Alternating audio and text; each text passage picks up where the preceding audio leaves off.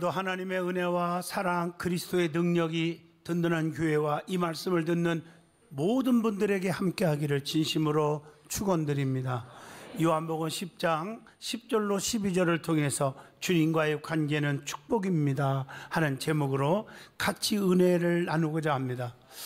이 땅에서 사람들이 살아가는데 관계라는 단어 아주 중요합니다. 어떤 관계를 맺고 삽니까? 누구와 관계를 맺고 삽니까? 어떻게 관계를 맺고 삽니까? 언제까지 관계를 맺고 사느냐 등등, 이런 질문은 아주 중요한 질문이라고 생각합니다. 인간 사회는 달면 삼키고 쓰면 뱉는 것이 너무 많기 때문에 믿다가 실망을 당하고 상처가 너무 많고, 그래서 괴로울 때가 얼마나 많습니까? 그렇기 때문에 히브리서 12장 2절의 말씀을 줍니다. 믿음의 주여 또 온전케 하시는 주님만 바라보라 라고 말씀합니다. 우리의 소망은 하늘에 있습니다. 땅에 있지 않습니다. 우리의 시민권은 하늘에 있습니다. 땅에 있지 않습니다. 그래서 어떤 상황 속에서도 주님만 바라보고 사셔야 합니다. 세상을 바라보면 상처받습니다. 실망합니다. 낙심됩니다. 저도 여러분도 마찬가지입니다. 사람을 의지하지 마시고 주님만 바라보고 그분만 의지하시면 실망하지 않습니다. 모든 은혜와 평강 그리고 축복, 기적들은 위에서부터 내려오는 것입니다. 그래서 기독교는 은총의 종교라고 말하는 것입니다. 그렇기 때문에 하나님은 사람을 보고 위로받고 사람에게 구하지 말고 세상 배경을 의지하지 말라고 했습니다. 하나님께 나와 부르짖으라고 했습니다. 예레미야 33장 2절로 3절은 말씀합니다. 이 일을 행하시는 여호와, 그 일을 성취하시는 여호와, 그 이름 여호와가 이와 같이 이르노라. 너희는 내게 나와 부르짖어라. 내가 내게 응답하겠고 네가 알지 못하는 크고도 은밀한 일을 네게 보이리라 말씀하고 계십니다. 사랑하는 성도 여러분, 힘듭니까? 낙심하지 마시고 주님만 의지하십시오. 주님과의 관계를 바르게 맺고 사시기를 진심으로 축복합니다. 성경에 보면 주님과의 관계를 여러 가지로 비유하여 말씀하고 있습니다. 그 말씀들의 공통점은 주님과의 관계에서 우리가 주님과 떨어져서 살 수 없다는 얘기입니다. 오늘 말씀을 통하여 주님과의 관계는 축복입니다 라는 제목으로 말씀을 전할 때 큰 은혜가 넘치기를 축원드리겠습니다. 그러면 왜 주님과 관계를 맺어야 되는지 먼저 생각을 해봅니다. 성도는 주님을 떠나서는 아무것도 할 수 없기 때문에 주님과 관계를 맺고 살아야 한다는 것입니다. 요한복음 15장 5절에 나는 참 포도나무여 너희는 가지라. 가지가 포도나무에 붙어 있어야 많은 열매를 맺고 너희가 나를 떠나서는 아무것도 할 수 없느니라. 주님은 누구입니까? 첫째로 본문 10절입니다. 예수님께서는 생명을 주시는 분입니다. 내가 온 것은 생명을 얻게 하고 더 풍성히 얻게 하려는 것이다 라고 말씀했어요. 이게 오늘 본문 10절의 말씀이에요. 예수님께서는 생명으로 인도하시는 길이 되십니다. 그래서 내가 곧 길이요 진리요 생명이다 이렇게 말씀하고 있습니다. 생명으로 인도하는 분은 어떤 분입니까? 마태복음 7장 14절 찾는 이가 적어요. 길이 협착해요. 좁은 길이에요. 그러나 그 길이 구원의 길이요 하나님의 은총의 길인 줄로 믿습니다. 주님 이름 외에 구원받을 만한 다른 이름이 없다고 사도행전 4장 12절에 말씀합니다. 주님만이 하나님께 나아가는 우리 영혼을 구원하는 길입니다. 그래서 우리에게 어떻게 하십니까? 요한복음 10장 9절에 풍성한 꿀을 먹게 해주신다. 요한복음 6장 35절 나는 생명의 떡이니 내게 오는 자는 결코 줄이지 아니할 것이요 목마르지 아니할 것이라고 말씀하고 계십니다. 예수님께서는 풍성한 삶을 살게 해 주시는 것입니다.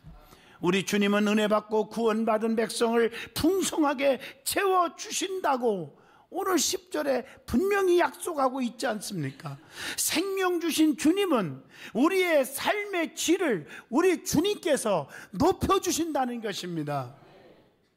그래서 요한복음 14장 6절에 내가 곧 길이요 진리요 생명이니, 길이요 진리요 생명이니 나로 말미암지 않고는 아버지께로 올 자가 없느니라. 제일 먼저 주님은 우리의 길이 되신다 그랬어요. 그래서 요한복음 14장 6절에 예수님을 믿지 않고는 아버지께로 올 자가 없다는 얘기예요. 히브리서 10장 20절 예수님께서는 우리를 위해 휘장 가운데 열어놓으신 새로운 살 길이라고 말하고 있습니다. 그리고 우리 주님은 진리가 되신다고 그랬어요. 예수님은 진리의 빛이시요 진리의 영이시요 진리가 되시는 거예요. 요한복음 15장 26절입니다. 진리는 우리를 어떻게 합니까? 요한복음 8장 32절 진리를 알지니 진리가 너희를 자유롭게 하리라. 여러분, 그래서 근심, 걱정, 불안, 초조, 낙심, 좌절, 포기가 싹 사라지고 우리를 평안하게 자유함을 주실 줄로 믿습니다. 그리고 예수님은 생명이시라 그랬어요. 영생은 곧 유일하신 하나님과 그가 보내신 자 예수 그리스도를 아는 것이니라, 이렇게 말하고 있어요. 예수님은 생명이기 때문에 그를 믿는 자는 요한복음 11장 25절로 26절 나는 부활이요 생명이니 나를 믿는 자는 죽어도 살겠고 살아서 믿는 자는 영원히 죽지 아니하리라. 이것을 네가 믿느냐 그랬어요. 믿으면 아멘 하십시다. 예수님을 믿는 순간 우리는 요한복음 5장 24절 사망에서 생명으로 옮겨졌느니라. 예수님은 참 하나님이십니다. 그리고 영생이십니다. 요한일서 5장 20절의 말씀이십니다.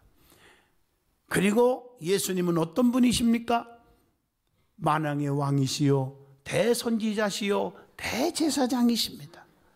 예수 그리스도 할 때 그리스도란 말은 기름 부음을 받은 자라 하는 뜻입니다. 왕, 제사장, 선지자에게 그 당시에 주의 종을 통해서 기름을 부어서 세웠지요. 예수 그리스도는 그리스도라는 뜻 자체가 만왕의 왕이요 대제사장이요 대선지자라 하는 뜻입니다. 제일 먼저 예수님은 만왕의 왕이시라고 계시록 17장 14절에 말씀합니다. 그래서 예수님께서는 이 땅에 오신 만왕의 왕이시며 만주의 주시오, 그렇게 디모데전서 6장 15절에 말씀하고 계십니다. 요한복음 19장 19절에 보면 나사렛 예수 유대인의 왕이라 기록되었더라. 전 인류의 왕이 되십니다. 그리고 예수님은 대제사장이시기도 하십니다. 히브리서 4장 14절의 말씀입니다. 성도는 예수의 피를 힘입어 성소에 들어갈 수 있게 된 거 아닙니까? 히브리서 10장 19절의 말씀에 예수님은 우리의 죄를 속량하시는 대제사장이심을 히브리서 2장 17절에 가르쳐주고 있습니다. 그 다음에 예수님은 대선지자이십니다. 요한복음 4장 19절입니다. 주여 내가 보니 선지자로서이다, 이렇게 말하고 있습니다. 예수님께서는 요한복음 6장 14절에 선지자로 이 땅에 오셨다고 말씀합니다. 예수님이 이 땅에 오신 큰 선지자임을 누가복음 7장 16절에도 밝혀주고 있습니다. 자, 그러면 그 예수님은 대제사장이시요 대선지자시요 만왕의 왕이신데 그 예수님이 우리를 향하여 명령하신 게 있어요. 그게 성경에 요약하면 5가지가 있더라고요. 오늘 이 말씀을 전해주고자 합니다.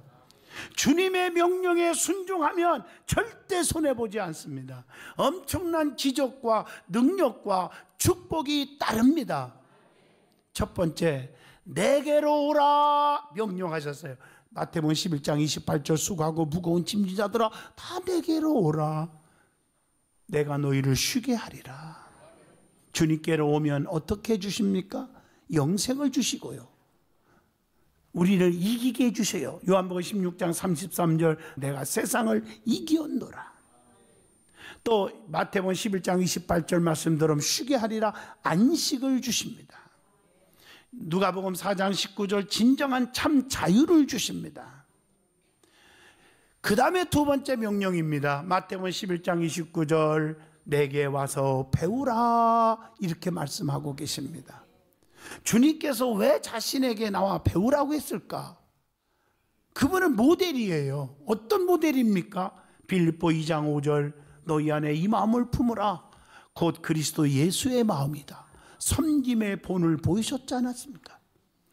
요한복음 15장 12절 실천적 사랑의 본을 보이셨지 않습니까? 요한복음 15장 10절 순종의 본을 보이셨습니다. 골로새서 3장 13절 주께서 너희를 용서하신 것 같이 너희도 그리하라.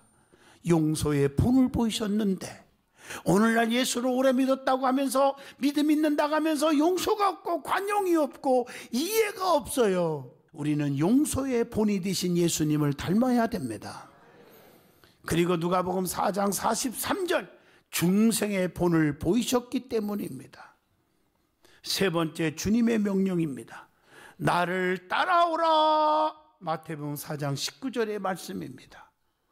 베드로는 고기 한 마리 못 잡았지만 주님의 말씀에 의지하여 은혜 받고 깊은 곳에 순종하고 그물을 던졌더니 그물이 찢어질 정도로 가득, 두 배에 가득 실었을 때 그때 야 고기가 다가 아니구나 이걸 깨닫고 예수님이 따라오라 하니까 그물과 배를 다 버리고 예수를 쫓으니라.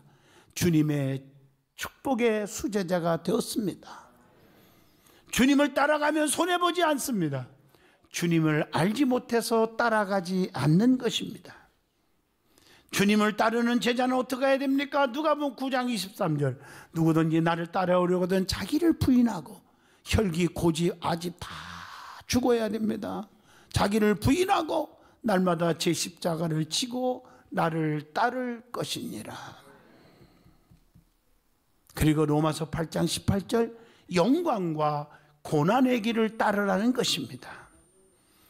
그러려면 갈라디아서 6장 14절 세상에 대해서 죽어야 됩니다. 하나님의 미랄이 되어야 합니다. 그리고 디모데전서 6장 12절 믿음의 선한 싸움을 싸우라 그렇게 말하고 있습니다. 네 번째 주님의 명령입니다. 요한복음 15장 4절입니다. 내 안에 거하라 이렇게 명령하고 있습니다. 왜 주님 안에 거해야 합니까? 요한일서 5장 11절로 12절에 거기에는 생명이 있기 때문입니다. 그리고 열매를 맺기 때문입니다. 요한복음 15장 14절로 15절 그리고 함께 고난도 받게 되어 있음을 로마서 8장 17절에 말합니다. 그러나 디모데후서 2장 12절 참으면 인내하면 그 말이죠. 또한 함께 주님과 함께 왕노릇 할 것이요 라고 말했습니다. 마지막 다섯 번째 명령입니다. 내 증인이 되라 하고 명령했어요. 사도행전 1장 8절 오직 성령이 너에게 임하시면 권능을 받게 되는데 예루살렘 온 유다와 사마리아와 땅끝까지 이르러 내 증인이 되라. 증인이 되라는 거예요. 뭘 증거해야 됩니까? 마가복음 13장 10절 천국 복음을 증거해야 됩니다. 요한복음 17장 6절 온 천하에 다니면서 복음을 증거하라고 했습니다. 그러면 마가복음 16장 15절로 18절에 믿는 자들에게 표적이 따르게 된다고 그랬습니다. 그러면 우리 그러한 주님을 증거하고 다녀야 되는데 주님으로부터 예수님으로부터 반드시 들어야 할 말씀이 있습니다. 꼭 들어야 할 말씀이 있습니다. 사람의 말을 듣지 말고 하나님의 말을 들어야 할 때가 있습니다. 그 말씀을 들으면 힘이 납니다. 저도 이 말씀을 들을 때 힘이 났습니다. 첫째, 내가 너와 함께 있겠다 그랬어요. 동행입니다. 그래서 마태복음 28장 20절 볼지어다 내가 세상 끝날까지 너희와 항상 함께 있으리라. 누가복음 24장 15절 낙심 중에도 우리와 동행해 주시는 주님이십니다. 히브리서 13장 8절 예수님은 어제나 오늘이나 영원토록 동일하시니라. 변함없이 우리를 동행해 주십니다. 두 번째 말씀합니다. 내가 너를 안다. 이 말은 시인입니다. 요한복음 10장 3절입니다. 목자 되신 주님께서 양된 우리들의 이름을 다 아시고 있다고 요한복음 10장 14절에 말씀합니다. 우리를 하나님의 자녀로 시인합니다. 마태복음 10장 32절입니다. 주님으로부터 너는 몰라 이렇게 할까 두려워하라는 거예요. 마태복음 7장 23절 내가 너희를 도무지 알지 못하니 불법을 행하는 자들아 내게서 떠나가라 하리라. 오늘날 여러분 제가 이 말씀을 왜 드리고 있다고 생각하십니까? 오래 다녔다고 여러분 천국 가는 게 아니에요. 직분 중직이라고 천국 가는 게 아닙니다. 저나 여러분이나 두렵고 떨림으로 이 말씀을 들어야 됩니다. 나더러 주야 주야 한다고 천국 가는 게 아니라 다만 아버지 뜻대로 사는 자가 간다고 했으니 나중에 그날의 그 세계에서 껄껄하지 마시고 이 말씀을 가슴에 새겨야 돼. 내가 너를 도무지 모른다. 불법을 행하는 자들아 이런 소리를 듣지 말아야 됩니다. 그리고 세 번째 말씀입니다. 내가 너를 택했다 이 말이에요. 요한복음 15장 16절 너희가 나를 택한 것이 아니요 내가 너희를 택하여 세웠나니 그랬어요. 네 번째 사도행전 9장 15절 내가 너를 세웠다 이렇게 말했어요. 나의 택한 그릇이다. 그리고 요한복음 11장 26절 내가 너를 살렸다는 것입니다. 그 다음에 은혜 받을 말씀은 성경에 나오는 주님과 성도의 관계의 비유에 대한 말씀을 드리고자 합니다. 성경에 여러 가지 주님과 관계에 있어서 비유로 말씀하십니다. 한 가지 공통적인 교훈은 절대로 주님을 떠나서는 살 수가 없다가는 특징입니다. 그러면 주님과 붙어 있으면 축복이 온다는 것. 그래서 그 관계에 대해서 몇 가지 말하면 첫째 목자와 양의 관계로 표현합니다. 본문 11절입니다. 나는 선한 목자라. 선한 목자는 양들을 위하여 목숨을 버린다. 목자는 양의 음성을 알고 양은 목자의 음성을 안다고 요한복음 10장 4절에 말합니다. 선한 목자가 누구십니까? 본문 11절에 예수 그리스도 주님이십니다. 목자는 양을 잘 안다고 요한복음 10장 14절.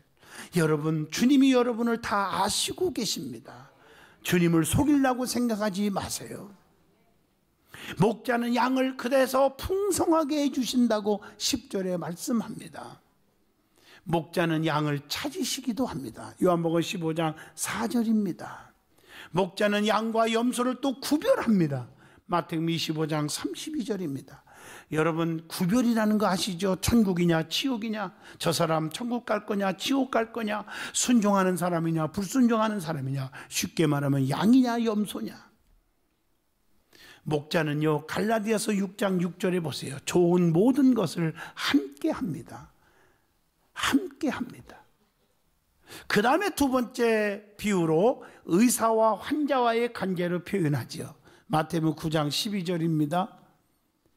그래서 주님께서는 병을 다 아시고 병을 고치신다고 요한복음 5장 6절로 8절, 마가복음 5장 29절, 마태복음 9장 등등 얼마든지 기록되어 있습니다.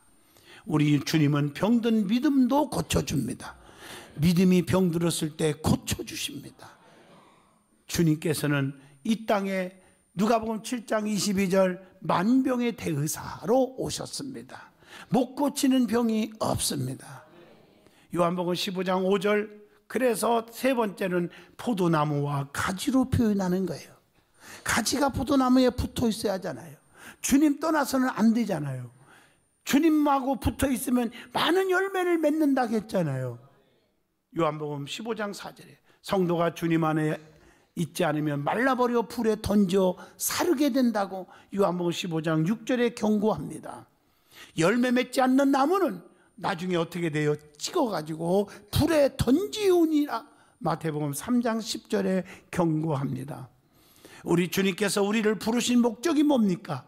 요한복음 15장 16절 열매 맺게 하기 위해서 불러졌다고 했습니다. 그래서 요한복음 15장 8절 너희가 열매를 많이 맺으면 내 아버지께서 영광을 받으실 것이요 너희는 내 제자가 되리라. 그 이에도 주님과 성도와의 관계 비유가 많이 기록되어 있어요.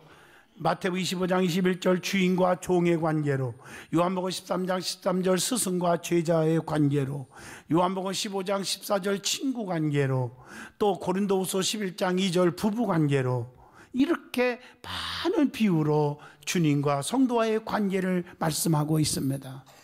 성경에는 나오는 좋은 성도가 있습니다. 어떤 사람이 좋은 성도일까요? 여러분 좋은 성도가 되기를 원하시면 아멘 하시기 바랍니다.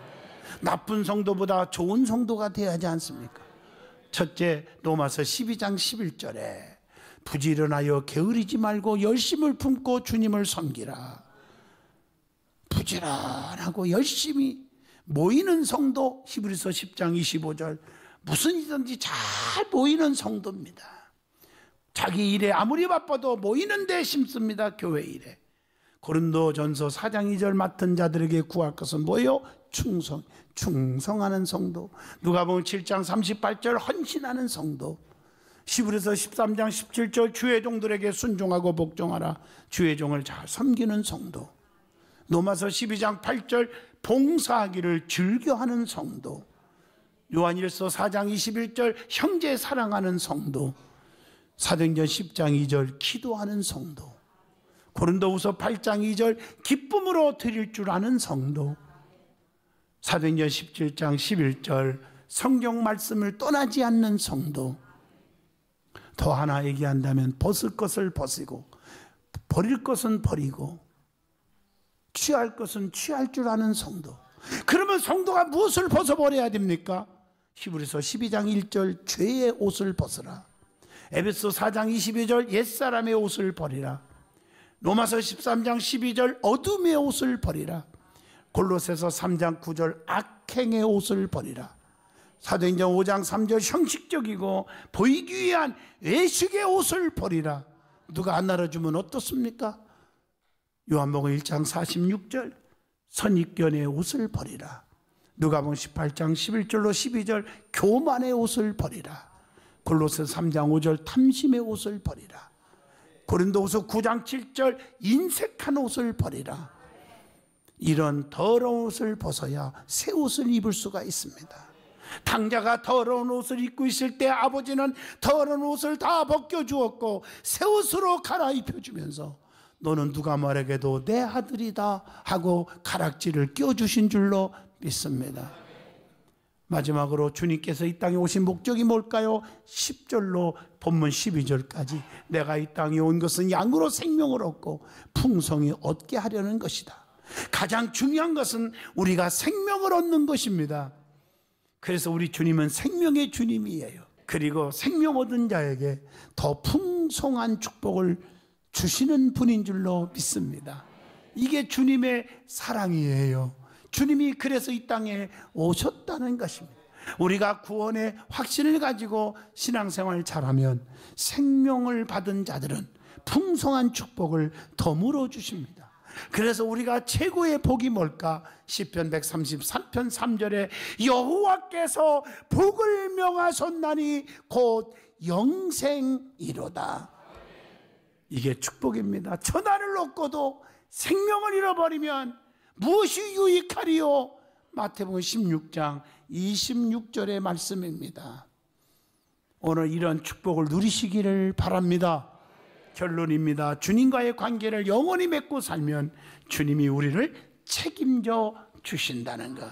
환경 따라 기분 따라 흔들리지 말고 사람의 말을 듣고 시험 들지 말고 마귀의 소리에 귀를 기울이지 마시고 영적인 사람이 되어서 영적인 생각으로 영적인 신앙생활을 할 수 있기를 축복합니다.